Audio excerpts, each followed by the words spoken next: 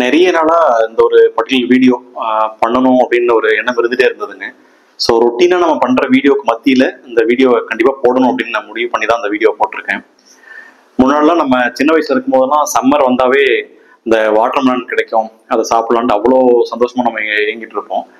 இப்போ ரீசெண்ட் டேஸ்ல பாத்தீங்கன்னா இந்த சோஷியல் மீடியாஸ்ல வர பல்வேறு வீடியோஸ்னால இந்த வாட்டர்மெலன் சாப்பிட்றதா இல்லையான டவுட் நிறைய பேருக்கு வருது. ஸோ அதை பத்தி கண்டிப்பா நாங்கள் பேசி ஆகணுங்க. என்னென்ன சொல்றாங்க அப்படின்னா, இந்த வாட்டர்மெலனுக்குள்ளார கெமிக்கல்ஸ் இன்ஜெக்ட் பண்றாங்க, கலரிங் ஏஜென்ட்ஸ் இன்ஜெக்ட் பண்றாங்க. ஸோ அதனால அது உடம்புக்கு வந்து நல்லது கிடையாது அப்படின்றாங்க. நீங்க ஜஸ்ட் உட்காந்து யோசிச்சு பாருங்க. அதை நம்ம சிரிஞ்சு வந்து இன்ஜெக்ட் பண்ணோம்னா அதை இன்ஜெக்ட் பண்ண பாயிண்ட்ஸ் தெரியும் ஒன்று. ரெண்டாவது வந்து நம்ம இன்ஜெக்ட் பண்ணோம்னா அது அவ்வளோ ஈஸியாக ஃப்ரூட் ஃபுல்லாகவே ஸ்ப்ரெட் ஆகிடாது. ஏன்னா அந்த உள்ள இருக்கிற டிஷ்யூ பார்த்தீங்கன்னா டென்ஸாக பேக் ஆகிருக்கும்.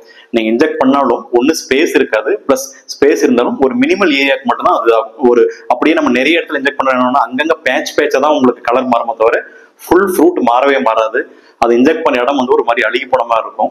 ப்ளஸ் அந்த வாட்டர்மெலன்லாம் பார்த்தீங்கன்னா உள்ள ரெட்டாக இருக்கும், வெளியே அந்த தோலு கீழே ஒரு சின்ன கிரீன் ஏரியா ஒரு 1 to 1.5 சென்டிமீட்டர் இருக்கும். நீங்கள் இன்ஜெக்ட் பண்ணீங்கன்னா அந்த இடத்துல கிளீனாக தெரிஞ்சிடும் அவங்க ஒரு ரெட் கலர் இல்லை அப்நார்மல் கலர் இருக்குன்னு.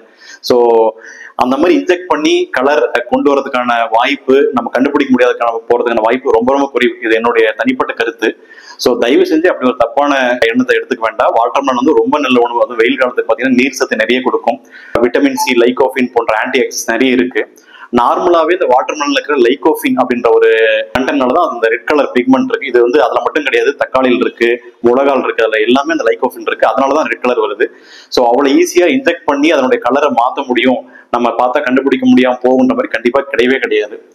கண்டிப்பா அந்த மாதிரி கெமிக்கல்ஸ், கலரிங் ஏஜென்ட்ஸ் ஆட் பண்ற உணவு வந்து தப்பானதான், அதுல டவுட்டே கிடையாது.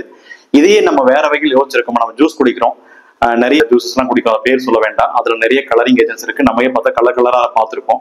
பிளஸ் நிறைய வகையான ஸ்வீட்ஸ் சாப்பிட்றோம், அந்த ஸ்வீட்ஸ்ல நிறைய கலரிங் ஏஜென்ட் இருக்கு. இதுல கொடுக்குற அந்த முக்கியத்துவத்தை நம்ம ஏன் அதெல்லாம் கொடுக்குறது அப்படின்னு நீங்க யோசிச்சு பார்த்தீங்களா? கண்டிப்பா உங்களுக்கு அதோட உள்நோக்கம் புரியும். உங்களுக்கே தெரியும், நம்ம நாடு வந்து விவசாயத்தை பேஸ் பண்ண ஒரு நாடுனாலும் ரைட் ஃப்ரம் அந்த விதைக்கிறதுல இருந்து அது மழை இல்லாம போறது, தண்ணி இல்லாம போறது, அதனோட வேலைக்கு ஆள் கிடைக்காம போறது, வளர்ந்து வரும்போது ஏற்படுற பாதிப்புகள், இதெல்லாம் தாண்டி ஒரு உணவுப் பொருளை வந்து மார்க்கெட்டுக்கு கொண்டு வந்து சந்தைப்படுத்தி அதுல வர ஒரு சிறிதளவு வருமானத்தை நம்பி வாழ்க்கையை ஓட்டலான் இருக்கிற விவசாயிகளுக்கு இது வந்து ஒரு பேரிடியா இருக்கு. ஸோ தயவு செஞ்சு இந்த மாதிரி ஒரு தவறான கருத்துக்களை பரப்ப வேண்டாம்.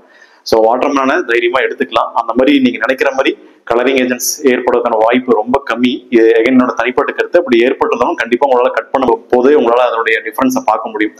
ஸோ கண்டிப்பா தைரியமா எடுத்துக்கோங்க. நம்ம எல்லாருமே கண்டிப்பா ஃபார்மர்ஸுக்கு சப்போர்ட் பண்ணணும். நன்றி, வணக்கம்.